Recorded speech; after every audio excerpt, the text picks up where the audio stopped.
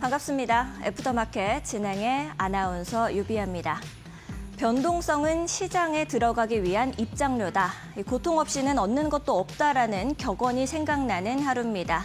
양시장 모두 온도차가 굉장히 달랐다라고 볼 수가 있겠는데요. 우리 시장에서 우리는 어느 곳에 주안점을 보고 봐야 할지 저희 애프터마켓과 함께 투자 전략 꼼꼼하게 세워가시죠. 마감 시장 상황부터 살펴보도록 하겠습니다. 말씀드렸던 것처럼 양시장 모두 이렇게 온도차를 좀 보이고 있습니다. 코스피 같은 경우에는 외국인과 기관의 강한 매수세 덕분에 0.62% 상승하면서 3거래일 연속으로 상승세를 이어가 줬습니다. 2628선 위에 안착하는 모습이었고요. 코스닥은 힘이 좀 뒤로 갈수록 또 빠지는 모습을 그려나가고 있습니다. 0.96% 하락세를 보이면서 738선에서 마감했습니다. 환율도 함께 살펴보도록 하겠습니다. 환율은 여전히 1450선이 박스권 안에 갇혀있는 모습입니다. 0.16전 하락세를 보이면서 1452원 선 지나가고 있습니다. 수급으로 연결지어서 살펴보도록 하겠습니다.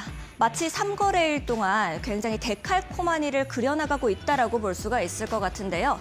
코스피는 외국인과 기관, 메이저 주체들이 들어와 주는 모습을 보였지만 코스닥에서는 이 삼성전자에 오롯이 쏠린 코스피 이 메이저 주체들을 여전히 뺏긴 모습입니다. 코스닥에서는 외국인 기관 모두 팔자세를 강하게 보이는 모습이었습니다. 트레이딩 뷰를 통해서 우리 종목들 좀 살펴보도록 하겠습니다. 상승은 초록불, 하락은 빨간불로 보실 수가 있겠습니다. 모건 스탠리는 겨울에 굉장히 반도체를 많이 비유하는 것으로 유명했죠. 이전에는 메모리 겨울은 항상 마지막에 웃는다, 그리고 겨울이 곧 닥친다라는 보고서를 내면서 이 반도체 시장에 겨울이 온다라고 이야기를 했었는데요. 오늘 아주 멋진 보고서를 내줬습니다. Looking Beyond the Valley, 계곡 너머를 바라보며 라면서 강하게 반도체에 대해서 기대감을 좀 드러내줬습니다. 그러다 보니까 삼성전자와 SK하이닉스 모두 나란히 이렇게 상승 흐름 기조를 가지고 와줬습니다. 평가에 변화가 좀 생겼다라고 볼 수가 있겠는데요. 모건 스탠리는 낸드 플래시 가격이 이 감산 효과로 반등하고 있다라는 점, 그리고 디램 현물 가격 역시도 중국의 AI 설비 투자, 그리고 관세 전에 구매 수요 등으로 오르고 있다라는 점을 굉장히 긍정적으로 평가했다라고 볼 수가 있겠습니다. 삼성전자가 상대적으로 좀 강세 흐름을 가지고 와줬습니다. 하지만 중요한 59,000원 선 이 저항 라인의 테스트를 여전히 받고 있는 모습입니다. 어제는 차익 매물이 출회가 되고 또 저항선에 부딪히면서 오늘 다시금 시도를 해줬는데 오늘 역시도 59,000원 선을 뚫지는 못하는 모습을 그려나갔습니다. 삼성바이오로직스 같은 경우에는 IB들이 이 굉장히 좋은 긍정적인 주가 목표 상향 리포트를 냈음에도 불구하고 좀 시큰둥한 모습을 보였습니다. 다음으로는 코스닥 종목들도 함께 살펴보도록 하겠습니다. 알테오젠발 호재가 전체적으로 상승을 이끌어냈던 것이 엊그제 같은데 오늘은 바이오주들 전체적으로 좀 약세를 흐름 가지고 왔습니다. 전체적으로 반도체와 방산 쪽으로 수급이 좀 몰렸다라고 보실 수가 있겠습니다. 로봇주에서 로보티즈 같은 경우에는 물적 분할 이슈로 이 시장이 좀 실망 매물이 출회가 됐다라고 보실 수가 있겠습니다. 시장의 투심을 좀 얼어붙게 만들고 있는 상황입니다.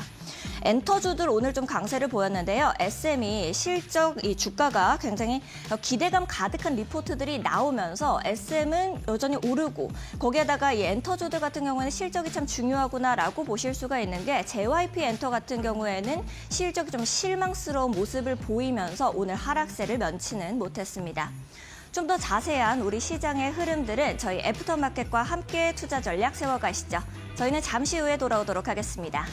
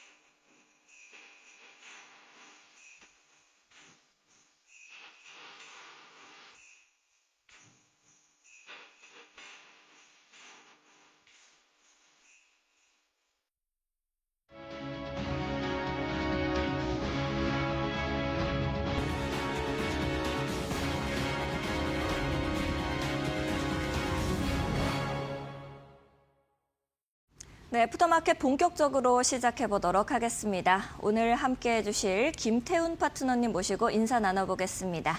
안녕하세요, 파트너님. 안녕하세요. 네, 우리 시청자분들께도 인사 한번 부탁드립니다. 네, 오늘 삼성전자의 좀 주총이 있었던 날인데요. 이런 날이 가장 1년 중에 가장 흔치 않은 날이기 때문에 이 삼성전자 주총에서 나온 말들 때문에 시장이 많이 흔들림이 있었고, 이런 날은 또 인생 살다 보면 이 어떤 특별한 이벤트가 있는 날들을 잘 기억하셔야 되고, 그런 의미에서 오늘이 좀 의미가 있는 그런 날이었다는 생각이 좀 듭니다.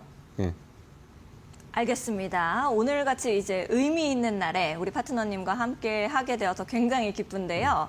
우리 파트너님과 함께 시장을 좀 읽어 나가고 싶다 하시는 분들은 하단에 QR코드 나가고 있습니다. 하단에 있는 QR코드 앞쪽으로 스마트폰 기본 카메라 가까이 가져다 대시면 우리 파트너님과 함께 장중, 장전 모두 함께 하실 수 있습니다. 하나의 링크가 뜰 텐데요. 링크 타고 들어오시면 되겠습니다. 나는 QR코드가 좀 어렵습니다 하시는 분들은 100원의 유료 문자 이용하시면 되겠습니다. 샵 3772번으로 김태훈이라고 검색하시면 저희가 바로바로 문자 메시지 답장으로 또 보내드리고 있습니다. 자, 우리 파트너님께서 오늘 시장을 좀 어떻게 보셨는지가 궁금한데요. 마감 시장 상황 정리 좀 해주실 수 있을까요? 지난주부터 해서 삼성전자가 시장을 모두 견인했습니다. 그리고 드디어 이제 주총날이 됐죠. 그리고 아침에 개장하자마자 이 코스피가 거의 1% 이상 급등하는 모습을 보여줬고요. 우리 코스피가 달라졌어요, 아닌가요? 근데 가만히 보시면 삼성전자 주총날을 타깃으로 해서 외국인도 기관 투자가도 계속 삼성전자 주식 사주면서 삼성전자 주가가 거의 6만 원 코멘트까지 올라왔어요. 그래서 일주일 말 그대로 올해 1년 동안 삼성전자가 5만 원대 초반까지 주가가 폭락했던 그 불만들이 많았었는데, 이런 것들이 어느 정도 정리가 되고, 또 주총은 그래서 아주 화기애애한 분위기에서 굉장히 짧게 끝났습니다. 예년 같았으면 주총 때 아마 한 3시간, 4시간에서 삼성전자의 주총은 마라톤 주총으로 유명했는데, 올해는 그래도 막판에 좀 삼성전자 주가가 올라줘서 그런지 전반적으로 화기애애했고요. 그리고 삼성전자 때문에 이 HBM이나 CX나 관련된 반도체 주도 전부가 모두 좀 훈훈한 모습을 보였습니다. 그만큼 반도체가 우리 경제 전체에서 차지하는 비중이 굉장히 큰 거고요. 그리고 무엇보다도 이제 오늘 시장에서 다른 종목들이 굉장히 약세였는데 방산주는 그래도 빨간불 켰다는 점 기억하셔야 되고, 중국 한알령 해제에 대한 기대감이 여전히 엔터주들에 있습니다. 그래서 오늘 K-컨텐츠주 관련해서 CJ ENM이나 스튜디오 드래곤 그런 종목들이 올라줬고, 엔터주로는 하이브, SM, YC엔터 같은 것도 또 올라줬습니다. 그러나 게임주로는 시프트하고 데이브 시스터즈 이런 종목들도 올라줬고요. 그다음에 화장품주로는 토니모리, LG생활건강 이런 것들이 좀 올라줬습니다. 이게 모두 중국 쪽 관련된 중국 한알령이 풀리면 수익을 볼 수 있는 그런 종목들이고요. 오늘 무엇보다도 마지막에 제일 중요했던 건 한국거래소에서 드디어 공매도에 대한 이런 시연을 시작을 했습니다. 그래서 이 D-13일 남겨두고 한 건데요. 3월 31일 이후로는 이제 공매도가 시작이 됩니다. 그렇기 때문에 실적이 뒷받침되지 않고 주가가 오른 종목들은 조심해야 된다. 이 말씀을 꼭 드리고 싶습니다.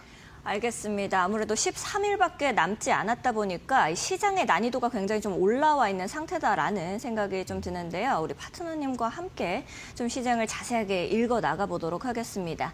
이 섹터별로 좀 정리를 해주셨다라고 들었는데, 첫 번째로는 강세 섹터 어떤 걸 가지고 오셨을까요? 역시나 이제 반도체 쪽에서 보셔야 되는데요. 네. 돈을 버는 또 돈이 몰려가는 쪽에 투자를 하셔야 됩니다. 그리고 실질적으로 지금 실질적으로 돈을 벌고 있는 건 반도체 중에서 HBM입니다. 그래서 SK하이닉스가 돈을 굉장히 많이 벌었고, 삼성전자는 상대적으로 메모리 반도체 세계 1위라고 불리면서도 이 SK하이닉스보다는 형편없는 실적을 보였죠. 그런 면에서 삼성전자가 지난 1년 동안 굉장히 많이 욕을 먹기도 했고, 이번 주총에서도 주주들한테 욕을 먹을 뻔했지만 그래도 막판에 일주일 정도 올라주면서 그런 불상사는 일어나지 않았고, 아주 컴팩트하게 딱 1부, 2부에서 한 2시간, 3시간 만에 끝난 것 같습니다.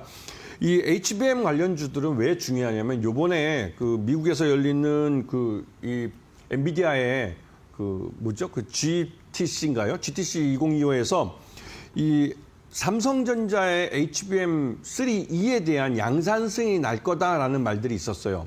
그게 왜 중요하냐면 삼성전자가 이 HBM3를 양산하지 못함으로써, 즉 엔비디아 향으로 양산하지 못함으로써 여전히 삼성전자가 HBM3라는 한 4세대에 멈춰버린 겁니다. SK하이닉스는 8단을 넘어서 이제 12단 쪽으로 넘어가는데 HBM3라는 5세대 이 HBM을 양산을 하고 있고요. 거의 독점을 하고 있죠, 엔비디아 향으로.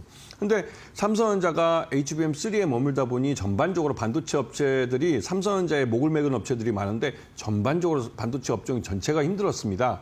그래서 이번에는 HBM4라고 해가지고 이 6세대로 넘어갈 때는 삼성전자가 그런 실수를 하지 않겠다고 오늘 주총에서 사장 이하 그 경영진들이 총출동해서 각오를 다졌습니다. 그저께 뭐 이재용 회장도 그 사직생이라고 아주 심하게 이 반도체 임원들이나 이쪽을 좀 질타를 했는데요. 그런 게 효과가 좀 나올지는 앞으로 두고 보셔야겠지만 이 HBM 관련주들이 향후 우리 시장에서 이젠 삼성전자도 이 시장에 뛰어들어서 본격적으로 양산을 하기 때문에 우리 그 반도체 쪽 관련주들을 좀 주의 있게 보셔야 됩니다. 그래서 제일 중요한 동진 세미캠 같은 경우는 반도체나 이 디스플레이 쪽의 재료인 감광핵이나 이런 소재들을 납품을 하고 있고요. DI 같은 경우는 대표적으로 반도체 후공정의 검사 장비를 만드는데 이 업체는 자회사가 디지털 프론티어라는 회사가 있는데 이 회사를 통해서 SK하이닉스에 납품을 하고 있었습니다. 그래서 HBM3E에 대한 검사 장비를 이미 납품을 했고 그 경험을 토대로 삼성전자에 납품을 하는 것이죠. 그리고 PSK 같은 경우도 반도체 전공정, 이거는 후공정이 아니라 전공정에서 웨이퍼에 대한 검사 장비인데 이쪽은 미국의 반도체 장비 업체가 거의 전적으로 한 90% 정도를 시장을 점유하고 있는데 우리 한국의 PSK가 그 시장을 잠식해 들어가는 겁니다. 그래서 이쪽에서도 제조 장비를 납품을 하면서 이 시장을 또 그 수익을 키워갈 거고요. 이런 HBM 관련된 종목들을 주의 있게 봐주셔야 되는 것이죠. 알겠습니다. 방금 이렇게 말씀해 주신 것처럼 이 주총에서도 이야기가 나왔다라고 하셨는데 보통 AI 반도체 시장에서는 어떤 역할을 또 해줄지가 굉장히 궁금할 수밖에 없을 것 같거든요. 시청자분들께서는. 그 HBM이라는 건 그러니까 이걸 아셔야 돼요. 우리 투자자분들이 좀 실수하시는 게 HBM 하면 전문 용어로 막 후벼 파면서 이 반도체에 대해서 내가 전문가가 돼야 되고 파는데요. 우리들은 그런 게 하게 되긴 하죠. 공부를 하는데 적당히 하셔야 됩니다. 우리는 이 HBM이라는 반도체를 만들어서 어떻게 잘 팔아서 돈을 벌어서 그 돈으로 주주들에게 배당금을 줄지 아니면 잘 팔아서 기업 가치를 키워서 우리들에게 주가 상승이라는 그 베네핏을 줄지 이걸 찾아야 하는 것이지 우리가 삼성전자 연구원도 아니고 삼성전자 엔지니어도 아닙니다.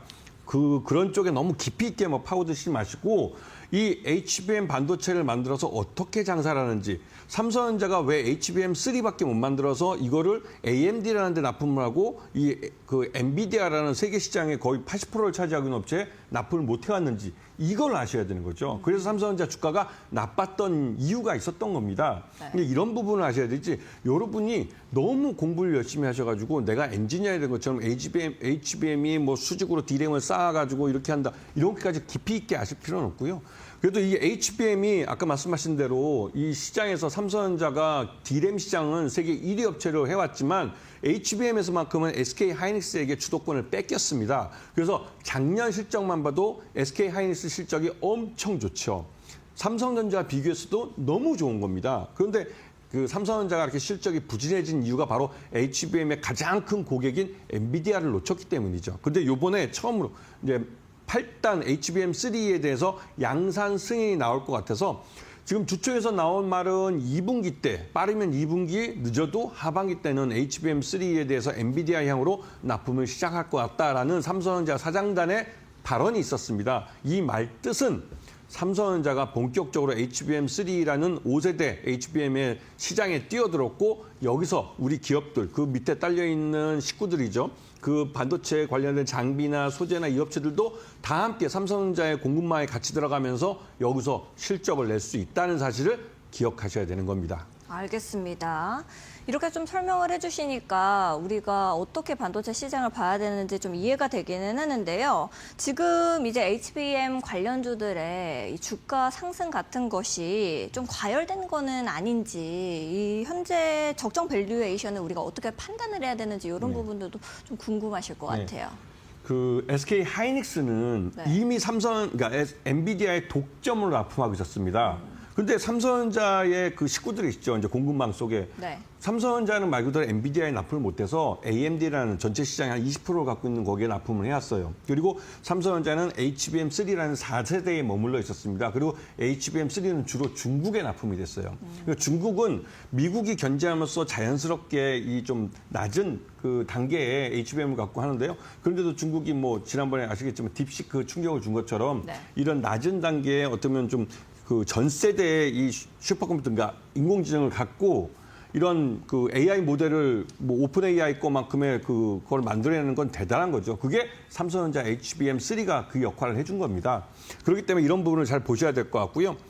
전반적으로 이러한 이 삼성전자가 실적이 왜 부진했던지 이 부분에 대해서 이해하시면 HBM 시장이 어떻게 변화하고 있는지 이 앞으로 그리고 변화에 대해서 어떻게 내가 포지션을 가져가고 내 포트폴리오를 가져가는지 이 부분을 확실하게 판단할 수 있으실 겁니다. 알겠습니다.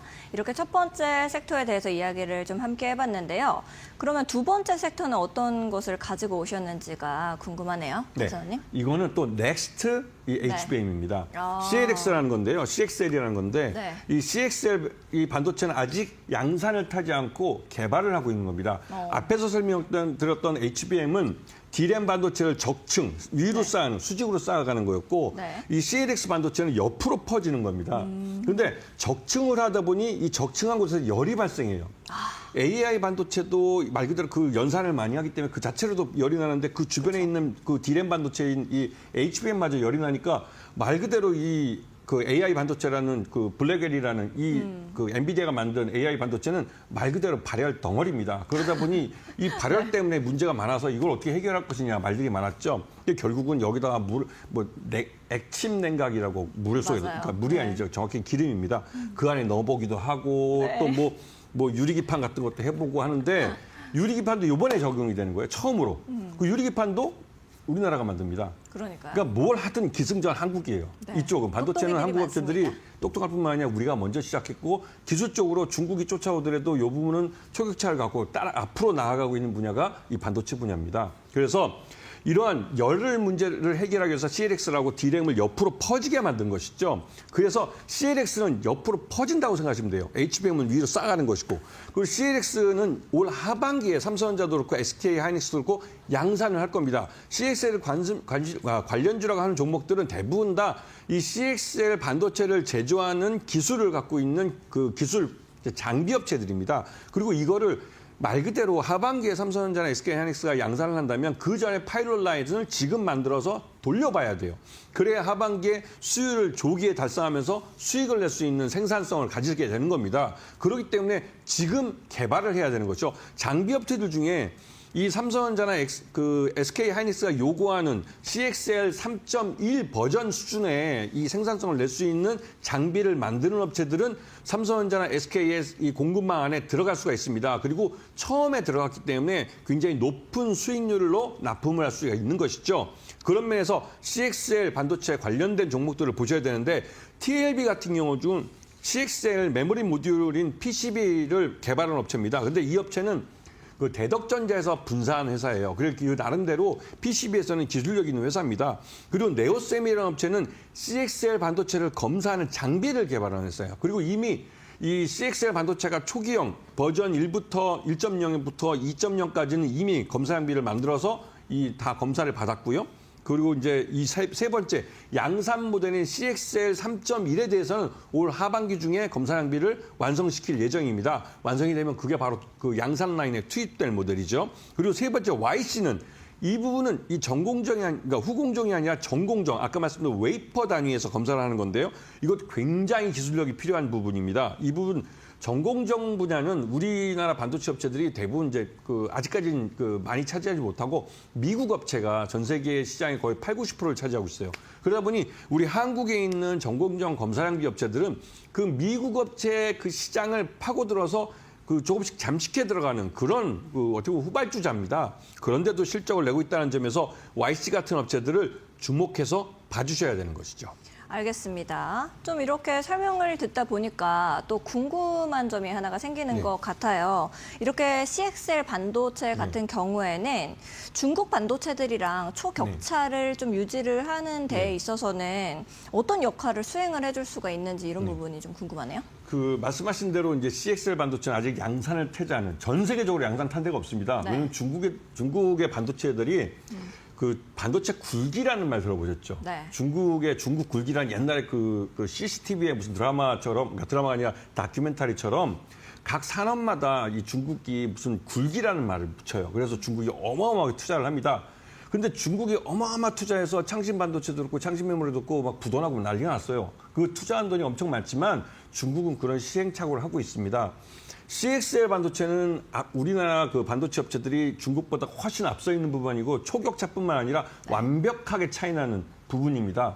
HBM 같은 경우 중국이 HBM3까지는 쫓아왔어요. 그런데 CXL 반도체 같은 경우는 아직 양산을 타지 않았기 때문에 중국도 투자를 못하고 있는 분야입니다. 이 분야를 우리 한국 업체들이 하고 있는 것이고 그것 때문에 중국의 반도체와는 분명히 시간적 격차를 갖고 있기 때문에 이 시장을 선점하는 건 우리 한국의 반도체 업체들 겁니다. 그래서 이런 장비 업체들, TLB나 네오셈, YC 같은 업체들을 주의해서 잘 보셔야 한다는 것이죠. 알겠습니다. 이렇게 CXL 반도체까지 깔끔하게 정리를 좀 해주셔서 다들 반도체 이상한 쪽으로 공부하지 않고 정확하게 이 공부를 해나가실 수 있을 것 같다라는 생각이 듭니다. 나도 좀 더 자세하게 이렇게 파트너님과 함께 종목들을 알아봐 보고 싶다 하시는 분들도 계실 것 같은데요. 그런 분들 같은 경우에는 우리 김태훈 파트너님과 함께 보시면 좋을 것 같습니다. 하단에 이렇게 QR코드 나가고 있습니다. 하단에 있는 QR코드 앞쪽으로 스마트폰 기본 카메라를 가까이 가져다만 대시면 우리 김태훈 파트너님과 함께 하실 수 있는 영어로 된 링크가 하나 뜨게 됩니다.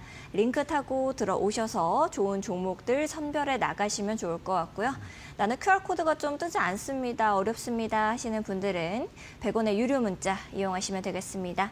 샵 3772번으로 김태훈 이렇게 딱 세 글자 보내주시면 파트너님과 함께 하실 수 있는 방법 문자 메시지 답장으로 저희가 보내드리고 있으니까요. 참고하시면 좋을 것 같습니다.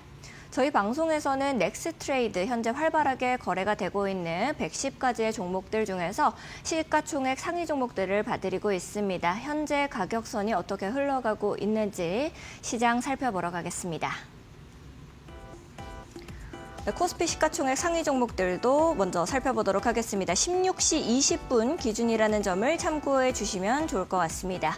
DB손해보험 1.55% 강한 상승 흐름 가져가고 있습니다. 98,400원의 가격 형성하고 있습니다.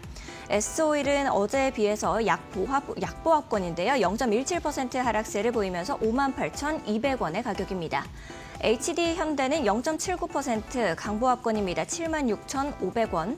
LG생활건강, NH투자증권은 약세를 보이고 있습니다. LG생활건강은 0.15% 하락세를 보이면서 324,500원.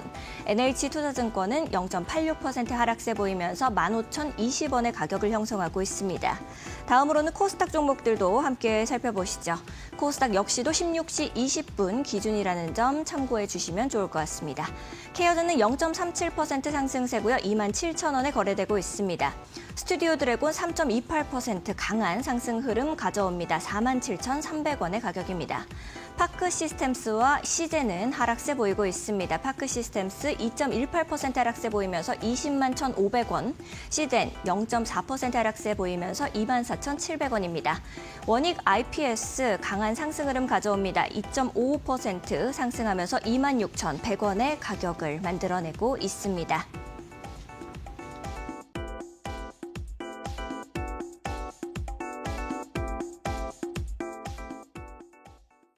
네, 이번 주부터는 넥스트레이드 이 대체거래소에서 지난주와 달리 110거래 종목으로 이제 좀 종목이 확대가 되는 모습을 그려 나갑니다.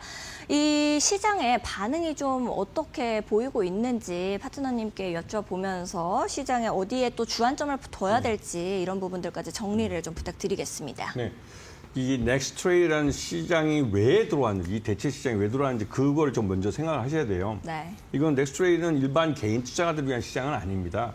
하지만 처음에 시작할 때 10종목을 시작할 때는 실제로 이게 별 큰 변동이 없지만 100종목이 되고 이게 결국 500종목, 그다음에 900종목까지 늘어나는 걸로 알고 있는데요. 이렇게 되면 말 그대로 코스피 200 종목과 코스닥 150 종목 거의 커버를 하게 됩니다. 그리고 이 종목들은 이 기관 투자자들이 항상 그 시간 내로 이 블록딜을 많이 하던 그런 그 종목들입니다. 그러다 보니 이런 넥스트레이드 시장이 생기면 이제 보다 적극적으로 더 이런 시장, 그러니까 블록딜을 시간 외에서 이 프리마켓하고 애프터마켓 이 시장에서 할 수가 있는 것이죠. 결국은 그렇게 될 가능성이 큽니다.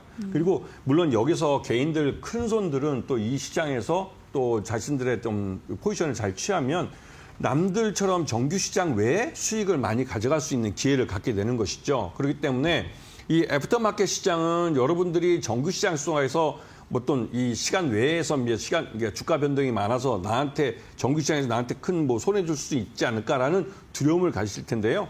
그런 것보다는 기관 투자자들이 대량의 자신들이 갖고 있는 그 물량을 그 말 그대로 지금 이제 이 정규 시간에 영향을 좀 덜 주면서 빨리 이제 처분하기 위한 그런 시장을 이해하시면 되고, 일단은 그렇지만 이제 개인 큰 손들이 여기에 뛰어들게 되면 얘기는 좀 달라질 수도 있습니다. 그렇기 때문에 그 최소한 코스피 150 종목과 200 종목과 그다음에 코스닥 150 종목 같은 경우는 그래도 시간 외에 거래할 때, 지금 이 애프터마켓 시장에서 이제 넥스트레이드 시장에서 거래할 때 이런 종목들을 가격을 좀 주의 있게 봐주셔야 될 필요는 있습니다.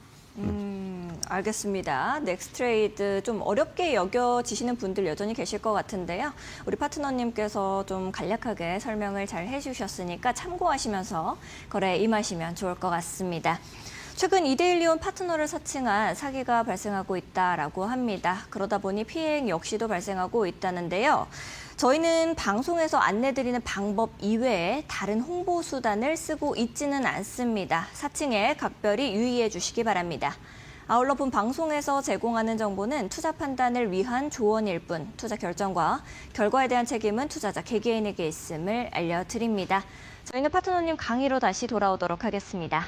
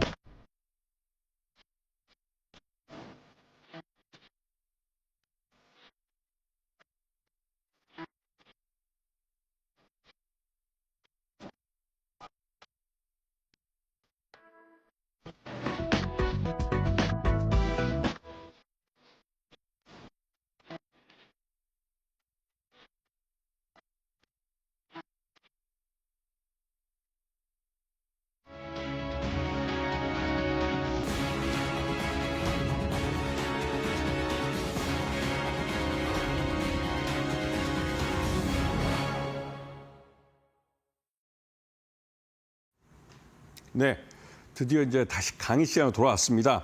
자, 오늘은 GTC 2025에 대해서 말씀을 드리겠습니다. 이게 이제 어떻게 보면 IT 업종에서, IT 시장에서 하나의 우드스탁처럼 불리는 그런 그 컨퍼런스인데요.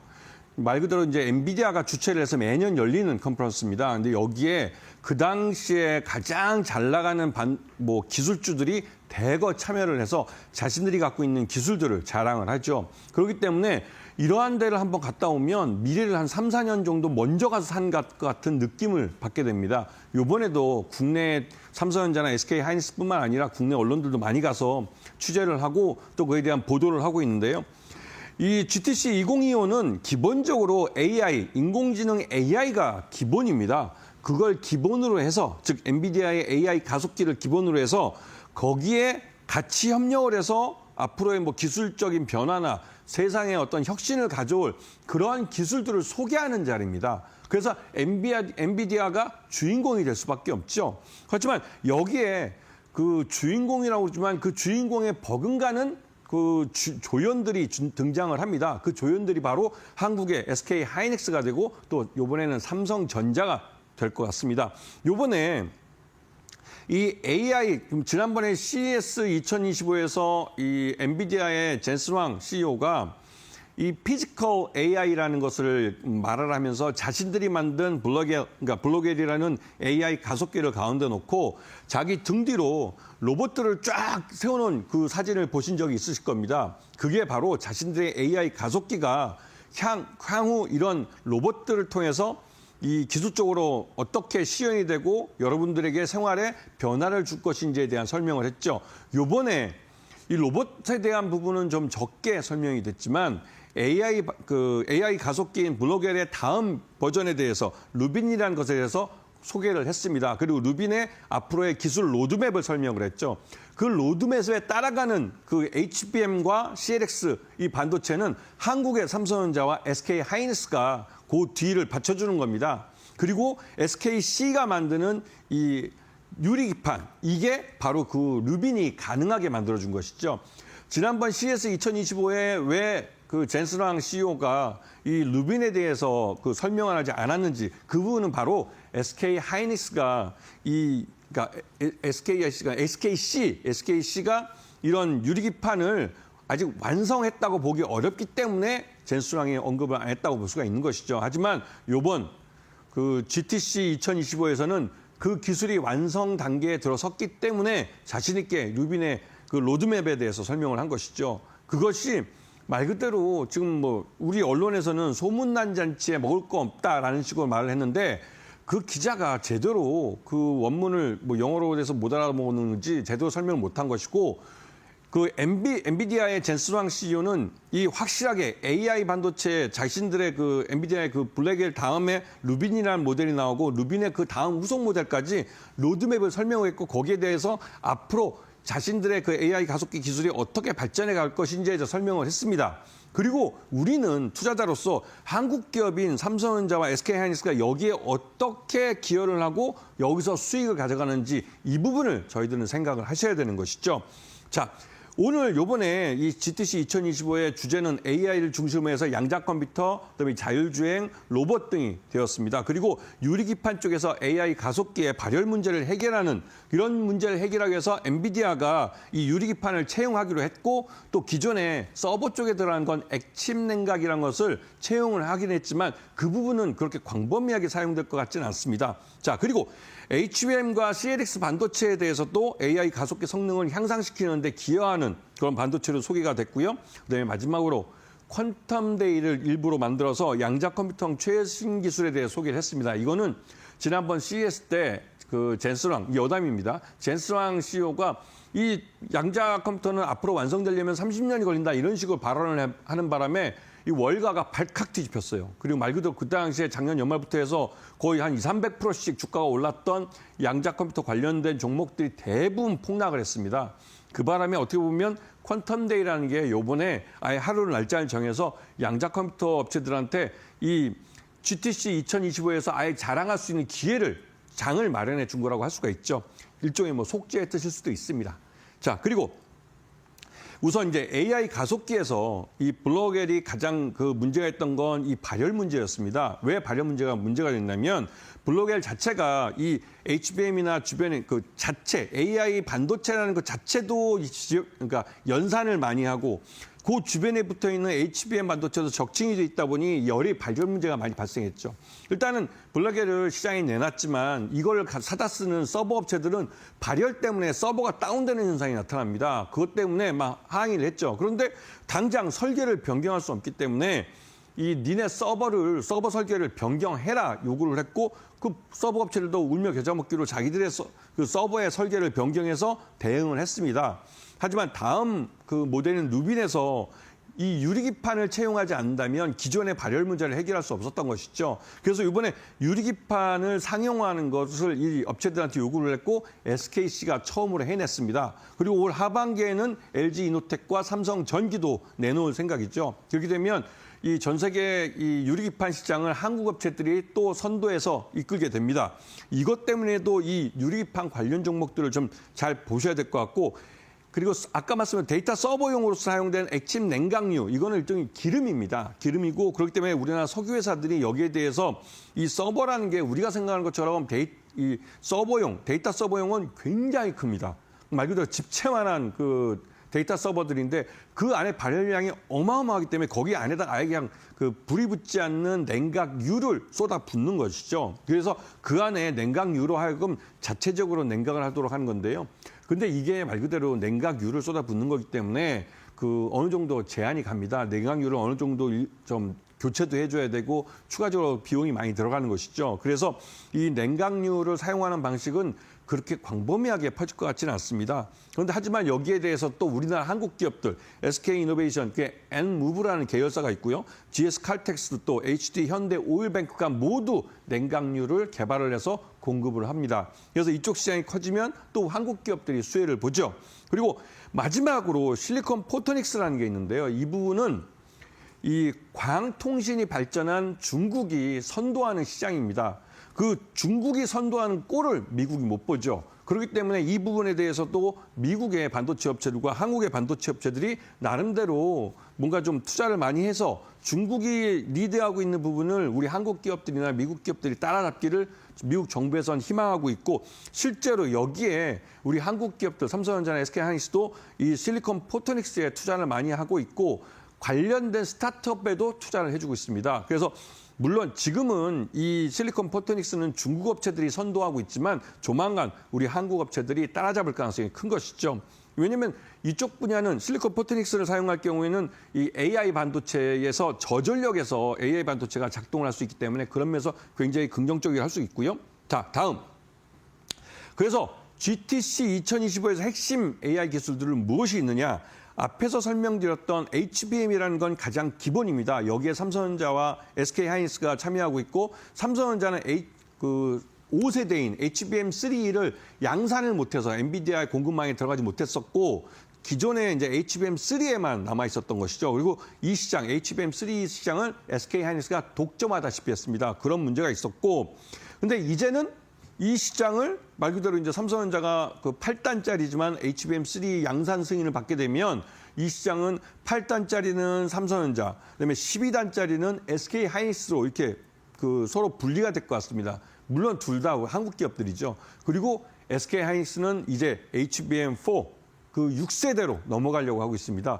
그리고 이 오늘 삼성전자의 주총에서 삼성전자 경영진들은 HBM4에 대해서만큼은 HBM3에서 겪었던 자신들의 실수를 똑같이 반복하지 않겠다라고 주주들 앞에서 약속을 했습니다. 그렇기 때문에 HBM4에서는 SK하이닉스와 삼성전자의 경쟁이 더 치열해질 것 같습니다. 그리고 거기에 관련된 업체들을 잘 봐주셔야 될 것 같고요. 앞에서 말씀드린 CXL 반도체도 마찬가지고 제가 이 표를 일부러 이제 만들어 드린 건 여기에 언급된 종목들을 앞으로 주의 깊게 봐야 되기 때문에 여러분들 소개를 시켜드린 겁니다. 그래서 이 부분들을 잘 봐두시면 반도체 전반에 걸쳐서 앞으로 향후 최소한 올해 연말까지 돈을 많이 벌 수 있고 그에 따라 주가를 밀어 올려질 기업들을 선별해서 골라서 투자할 수 있는 것이죠. 자, 그리고 엔비디아 이 아까 말했던 양자에 대해서 넣어줬는데요. 양자 쪽은 우리 쪽은 이 양자 컴퓨팅보다는 양자 암호 보안 쪽입니다. 예전에도 여러 번 설명드렸고 또 관련된 이 강의도 해드린 게 있으니까 앞에 방송을 한번 찾아보시면 우리나라 양자 암호 보안 관련된 이 기업들이 얼마나 경쟁력이 있는지 그리고 실제로 수익을 내는 기술로 발전하고 있다는 걸 알 수 있을 것이고 이 부분을 잘 봐주셔야 될 것 같습니다. 마지막으로 GTC 2025의 기술주들을 공략하는 방법은 다른 것 무엇보다도 엔비디아 공급망에 포함되어 있느냐, 즉 SK하이닉스에 납품을 하느냐 이거였고 이번에는 삼성전자로 납품합니다. 그리고 AI 기술을 구현할 수 있는 하드웨어와 소프트웨어 기술을 보유하고 있는 기업인지 이게 왜냐하면 이 너도나도 이 HBM을 한다, 뭐 CLX를 한다 이런 기업들이 많기 때문에 여러분들이 많이 속습니다. 그리고 R&D가 아닌 실제 매출 여부를 확인하셔야 돼요. 맨날 허구헌날 개발만 하는 회사들이 있어요. 맨날 허구헌날 개발하면서 뭔가 대단한 걸 하겠다고 그러지만 그런 거에 속으면 안 됩니다. 그리고 GTC 2025 관련 뉴스 팩트 체크를 꼭 하셔야 됩니다. 언론에서 보도하는 걸 100% 다 믿을 수 없는 부분이 있기 때문에 그런 것이고 이 부분은 투자자 스스로가 내가 투자할 종목이기 때문에 중복해서 그 공부를 하면서 찾아내야 되는 부분이죠. 자, 이제 실전으로 넘어가 보겠습니다. 알겠습니다. 이렇게 파트너님 강의를 좀 들어봤는데요. 여러분들께서도 좀 들어보시면서 너무 잘 이해가 된다. 같이 함께 해보고 싶다 하시는 생각 하셨을 것 같습니다. 그런 분들은 우리 김태훈 파트너님과 함께 전략을 잡아가 보시면 좋을 것 같은데요. 하단에 이렇게 QR코드가 나가고 있습니다. 지글지글한 QR코드 앞쪽으로 스마트폰 기본 카메라 가까이 가져다만 대시면 우리 김태훈 파트너님과 함께 하실 수 있는 영어로 된 링크가 하나 뜨게 됩니다. 링크 타고 들어오셔서 좋은 전략들 잡아가시면 좋을 것 같고요. 나는 QR코드가 좀 어렵습니다 하시는 분들은 100원의 유료 문자 이용하시면 되겠습니다. 샵 3772번으로 김태훈 이렇게 딱 세 글자 보내주시면 파트너님과 함께 하실 수 있는 방법을 저희가 문자 메시지 답장으로 보내드리고 있습니다. 받아보시고 들어오셔서 참고해 나가셨으면 좋겠네요. 파트너님께서 이제는 우리 좋은 종목들, 앞으로 우리가 주의 깊게 살펴봐야 할 종목들 공략주 짚어주실 텐데요. 어떤 종목 가지고 오셨을까요? 네, 지금 말씀하신 대로 이 종목 지금 보시면 예전보다는 훨씬 더 밑으로 내려와서 지금 어떻게 보면 박스권에 갇혀있는 모습을 하고 있는데요. 이 회사는 삼성전자 반도체 후공정의 검사 장비를 납품하는 업체고 자회사 디지털 프론티어를 갖고 있는 회사입니다. 그 디지털 프론티어를 통해서 SK 하이닉스의 검사 장비를 납품한 이력을 갖고 있는 회사죠. 앞에서 설명을 드렸습니다. 기억나십니까? DI죠. 여러분에게 분명히 말씀드렸는데 앞에서 언급을 해드렸는데 강의를 깜빡 놓치셔가지고 이 회사를 못 알아보실 수도 있습니다. 제가 항상 이 그래픽 차트보다는 이 회사를 왜 매수하는지 그 매매 이유를 알 수 있는 기본적 분석을 중심으로 설명을 드리냐면 차트는 항상 변하더라도 시시각각 변하는 그 잔파도에 흔들리지 말고 내가 매수한 이유를 확실히 알고 있고 기억하고 있다면 또 그 매수의 이유가 훼손되지 않았다면 여러분은 장기 투자를 통해서 발목부터 상투까지 주가를 다 먹을 수가 있어요. 하지만 여러분들이 매수의 이유를 정확히 알지 못하고 단순히 기술적 분석을 통해서 이 자리가 좋아 보인다, 이 자리에서 뭔가 좀 올라가지 않겠냐라는 막연한 기대감을 갖고 사면 반드시 잔파도에 금세 팔고 맙니다. 그렇게 되면 결국은 발목에 사서 무릎에 먹을 수 있어도 무릎 이상, 머리 상쪽까지는 전혀 못 먹고 옛날 내가 판 가격만 기억하면서 다시 뛰어들지 못하죠. 주식 투자는 기본적 분석을 통해서 내가 왜 그 종목을 선택하고 그 종목을 왜 사야 되는지 그 이유를 알아야 되는 겁니다. DI는 앞에서 말씀드렸듯이 삼성전자랑 주로 거래하는 업체입니다. 그리고 그 업체의 반도체 후공정의 검사 장비를 아주 오랫동안 납품해왔던 삼성전자가 볼 때는 믿을 수 있는 신뢰가 있는 그런 기업이죠. 그래서 역시 이 업체가 HBM3에 대한 검사 장비도 납품을 합니다. 그 말뜻은 삼성전자가 앞으로 엔비디아 향으로 HBM3를 이제 납품하기 시작하면 수량도 많아지기 때문에 거기에 관련된 검사 장비에 대한 납품도 늘어날 수밖에 없는 것이죠. 그리고 이 HBM3뿐만 아니라 그 향후 CXL 검사 장비마저도 여기서 만들어서 납품할 가능성이 크죠. 그렇게 되면 올 하반기에 이 삼성전자가 이 CXL 반도체를 양산할 경우 이 그전에도 DI는 실적을 좋게 가져갈 가능성이 큽니다. 이런 부분을 잘 봐주셔야 되고 매수가는 14,000원, 손절가는 12,000원, 목표가는 29,000원을 제시해 드리는데요. 보시면 아시겠지만 DI는 이 박스권에 갇혀 있습니다. 하지만 이번에 삼성전자가 HBM3 양산을 하게 되면 이 박스권 상단을 뚫고 올라갈 가능성이 커요. 그렇기 때문에 지금 주목해서 보셔야 되는 거고요. 자, 두 번째 종목은 이게 뭘까요? 이게 보면 하늘을 찍고 올라갈 것 같지만 올라가고 있는데 이 종목은 하나그룹이 갖고 있는 회사고 그다음에 반도체 장비와 CCTV를 갖고 있는 업체입니다. 그러면 뭐냐? 하나비전이죠. 하나비전의 계열사인 한화세미텍이라는 업체가 반도체 검사 장비를 그러니까 반도체 이 TC 본드를 만드는 업체입니다. 이 TC본드 하면 한미반도체를 기억하시는 분이 많은데요. 그 한미반도체가 SK 하이닉스에 대해서 거의 독점적으로 TC본드를 만들어서 납품을 해왔습니다. 그런데 그 독점 시장을 깬 게 바로 하나비전의 계열사인 하나세미텍입니다. 이 하나세미텍은 예전에 그 삼성 테크윈이죠. 그쪽에 이제 있었던 반도체 장비 쪽인데요. 이게 이제 하나그룹에 넘어가면서 하나세미텍으로 이름을 바꾼 겁니다. 그래서 하나비전의 자회사로 비상장으로 있기 때문에 하나비전을 매수해야만 하나세미텍의 실적을 가져갈 수 있는 것이죠. 그래서 장기적으로는 하나비전은 비전은 그 계열사인 하나세미텍을 따로 IPO를 할 가능성이 있습니다. 이런 분들 봐주시면서 한미 반도체가 독점하고 있던 CC본드 시장을 이 하나세미텍이 참여하면서 경쟁 시장으로 전환시켰다는 점, 이 부분은 향후에도 TC본드 시장이 굉장히 빠르게 커갈 거고 HBM 지금 3뿐만 아니라 HBM4에서도 이 TC본드는 반드시 필요합니다. 그렇기 때문에 이 시장 자체가 크게 성장할 것이고 그 성장하는 시장에 한화비전이 자회사를 통해서 그 수혜를 볼 것이고 어느 정도 지금은 한화비전을 매수해야만 하나세미텍의 이 실적을 가져갈 수 있는 것이죠. 그런 면에서 한화비전의 매수가 55,000원을 보시고 55,000원 지금 현재 주가보다는 좀 보시기엔 아시겠지만 그 55,000원은 좀 낮은 가격입니다. 왜냐하면 지금 최근 들어서 이 한화비전의 주가가 많이 올랐습니다. 단기적으로 급등을 했기 때문에 차익 실현 욕구가 분명히 있고 그 차익 실현 욕구에 의해서 하락했을 때 55,000원까지 내려올 수 있기 때문에 이 부분을 주목해서 잘 보셔야 한다는 것이죠. 그리고 손절가는 52,000원.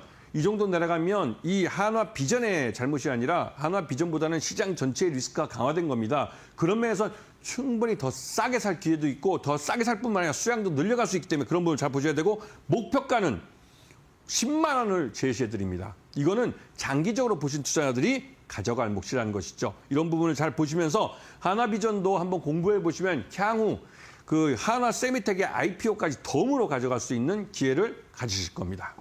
알겠습니다. 우리 파트너님과 함께 이렇게 좋은 종목들 좀 나도 해보고 싶다 하시는 생각 하셨을 것 같습니다. 그런 분들께서는 이 매수가, 목표가 이렇게 전부 잡아주시는 우리 파트너님과 함께 하실 수 있는 방법 마지막으로 안내를 좀 드려볼게요. 하단에 이렇게 QR코드 나가고 있습니다. 하단에 있는 QR코드 앞쪽으로 스마트폰 기본 카메라 가까이 가져다 대시면 우리 김태훈 파트너님과 함께 하실 수 있는 영어로 된 링크가 하나 뜹니다. 링크 타고 공부방 들어오셔서 좋은 종목들 공부 함께 해보시면 좋을 것 같고요. 나는 좀 QR코드가 어렵습니다. 잘 안 뜹니다 하시는 분들은 100원의 유료 문자 이용하시면 되겠습니다. 샵 3772번으로 김태훈 이렇게 딱 3글자 보내주시면은 파트너님과 함께 하실 수 있는 방법을 저희가 문자 메시지 답장으로 바로바로 보내드리고 있으니까요. 내가 좋은 종목들을 가지고 있는지 이런 부분들도 궁금하시고 이 매수가랑 목표가 어디에서 좀 손절을 하더라도 가격을 잡아내야 될까 하시는 분들은 우리 김태훈 파트너님과 함께 해보시면 좋을 것 같습니다. 오늘 장 마감부터 지금까지 세밀하게 전략을 세워주신 우리 김태훈 파트너님과는 여기서 인사를 좀 드리도록 하겠습니다. 파트너님 감사드립니다. 오늘 저희가 준비한 소식은 여기까지입니다. 저희는 더욱더 알찬 소식과 함께 내일 오후 4시 다시 여러분들을 찾아뵙도록 하겠습니다. 시청해주신 여러분 고맙습니다.